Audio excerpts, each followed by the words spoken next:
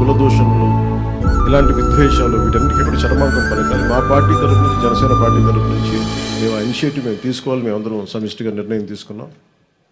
మొన్న 2 days అయింది sir, 3 రోజుల క్రితం మేమందరం అసెంబ్లీ అయ్యాం పార్టీ ఆఫీస్లో. నాయకులందరూ వచ్చారు. మేము ఏం నిర్ణయించుకున్నామంటే, ఎవరు మాట్లాడినా సేనాగళం అన్న ఈ కమిటీ ఏ కులం మాట్లాడినా, ఎవరు మాట్లాడినా అందరూ సమిష్టిగా మాట్లాడతారు, దాని మీద స్పందిస్తారు. ఒక్కొక్క కులాన్ని దూషించడం మొదలు పెడితే ఐసోలేట్ చేసి, ఇండివిజువలైజ్ చేసి, డివైడ్ అండ్ రూల్ లాగా మాట్లాడుతూ ఉన్నారు. దీనివల్ల ఏం జరుగుతుందంటే, కింద ప్రజలు ఒక అయోమయానికి గురయ్యి, కన్ఫ్యూజన్కి గురయ్యి, అభివృద్ధి వీటి గురించి ఆలోచించడం మానేసి ఎమోషనల్ గేమ్లోకి వెళ్ళిపోతున్నారు, వీళ్ళ ట్రాప్లోకి.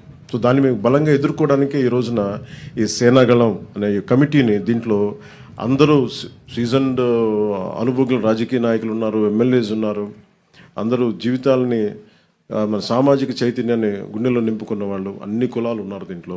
అందుకని మేము ఇంకా దీనికి చరమాంకం పలకాలి. దీనికి ఏ ఒక్క కులం మాట్లాడితే, ఒక కులం నాయకుడు మాట్లాడితే మళ్ళీ మిగతా పార్టీ నుంచి అదే కులం నాయకుల చేత మాట్లాడిస్తారు. దీనివల్ల ఏమైపోతుంటే వైరుధ్యాలు ఎక్కువైపోతూ ఉన్నాయి.